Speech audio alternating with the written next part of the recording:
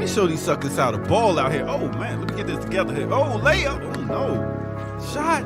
Oh, three. Oh, it's like Brick City out here. Mid-range. Oh, my goodness. I can't buy a bucket out here. I missed the whole damn basket. Oh, my goodness. What's going on, man? My game is looking trash. Oh, here we go. Black Power Media shirt. Now we cooking. Tree.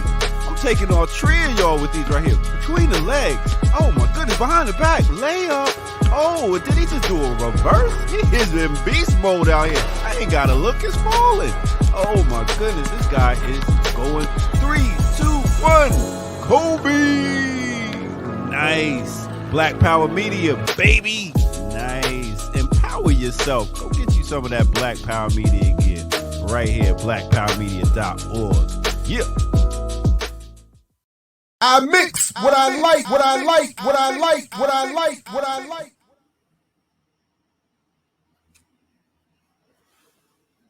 What's up, world? Back again. I mix what I like here. Black Power Media, Jared Ball. Happy to be your host. Just a quick news alert. Breaking news, obviously, is it's making the rounds. I was already set up here to be doing something else anyway, so figured since the news dropped and it's kind of interrupting on a very selfish level, something we were programming or building for later today anyway, as Eugene Puryear is going to have to step aside and do his own coverage with breakthrough news on this subject. But wanted to so I figured I'd just jump on here and let folks know that the news has broken, of course, as has been sort of predicted to be coming, that the Supreme Court gives states green light to ban abortion, overturning Roe. So again, my selfish, perhaps inappropriate joke aside about the interruption this has on programming we had developed here for later today. Obviously, this is big for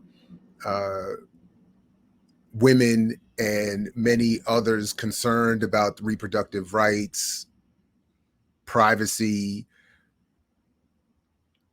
self-determination over one's body, and so on. But as political reports, and this is really what and I know we're going to be covering this much more throughout the platform here on BPM, particularly on the Remix Morning Show, of course, starting next week.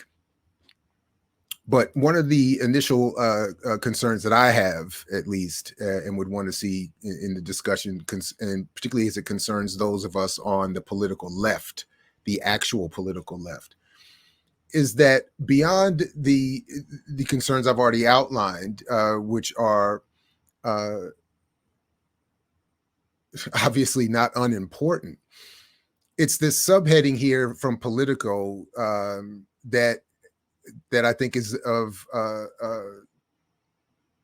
real interest, or should be of greater concern, not just in terms of what it says here, that is that the bombshell decision is set to upend races across the country as governors, attorneys general, and other state and local leaders gain new powers to decide when abortion will be permitted.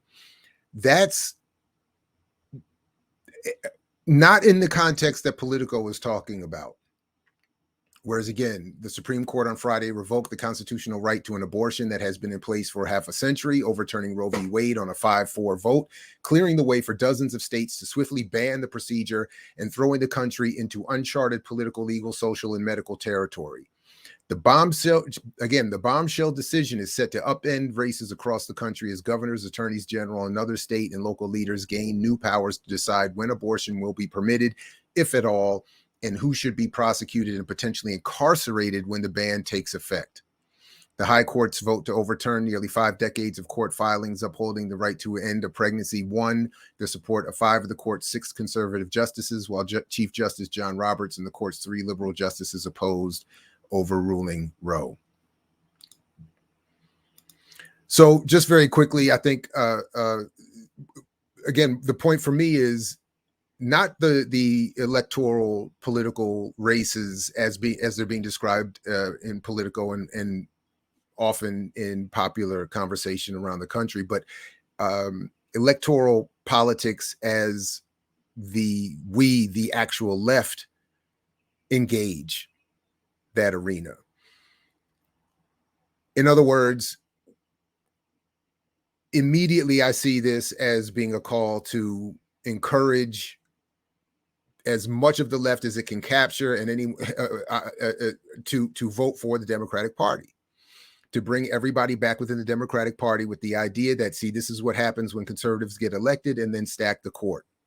So again, it's not that these are unimportant issues, but I think that they are, as has been discussed openly by Carl Rove and others for a long time now, that these issues are really meant to divide the country on a single issue, largely a single issue that they can manipulate to keep people voting as conservative as possible, denying us the opportunity to truly revolutionize or challenge or potentially revolution, or to make more radical steps forward or more progressive steps leftward. In other words, so while everyone will be told you have to come back and support existing Democratic Party candidates, most of whom are wildly to the right of where any of us are or should be, on the promises that Roe v. Wade could be brought back or reinstituted, or more states could elect officials that would protect the rights for abortions to take place.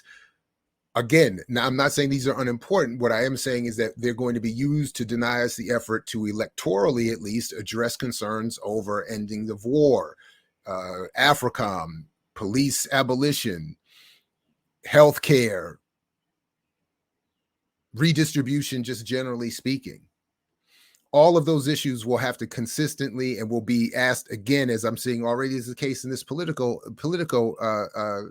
news break, or breaking news report, already preparing people, consciously or otherwise, to defend Biden and Pelosi and that form of Democratic Party electoral politics. And I think ultimately that is a problem. Backing up, and I'll say this again, we covered this in the exchange that I had with Dr. Greg Carr. I'll put the link in the show about electoral politics, but this is sort of my point. The reason we're in this position now is because of the history of us being told to vote for the lesser of evil, which prevents us from building, in part prevents us from building the kind of radical revolutionary effort that would make these kinds of rulings moot or impossible. So obviously, I and others on the channel will have, on this platform, will have much more to say on this subject going forward, likely with varying perspectives, importantly, with varying perspectives. I just wanted to jump on, as I said, already being set up to do so, to quickly throw something out in response to this, break the news ourselves. I do encourage people to check out Breakthrough News and the coverage Eugene and others are going to be involved with there. And to come on back, and we'll likely continue to just go ahead and do a Watching So Well solo and with you until we can get Eugene rescheduled. But that said, hit all the buttons, do all the things to support the channel here. We appreciate you. Peace, as Fred Hampton used to say, if you're willing to fight for it. Catch you next time here at I Mix What I Like and throughout the platform at BPM. Thanks again. More soon. I mix what I like, what I like, what I like, what I like.